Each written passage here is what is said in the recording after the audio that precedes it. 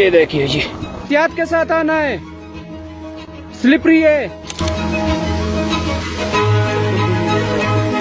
ना पड़ता है तो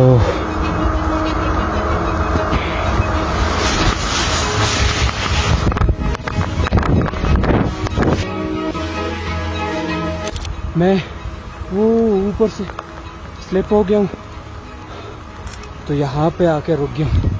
नीचे आप देख सकते हैं, अगर ये यहाँ पे ना रुका होता तो वो मैं नीचे होता। हाथ मेरे देख सकते हैं, हालत बहुत ख़राब है।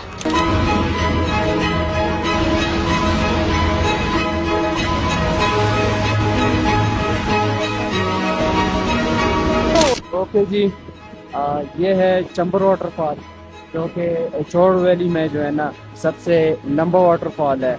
इसकी जो लंबाई है वो तकरीबन 300 फीट है।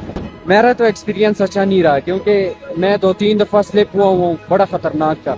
शुक्र है अल्लाह ने बचा लिया, लेकिन मेरी तौबा है मैं दोबारा नहीं आऊँगा, एक ही दफ़ा देख लिया है।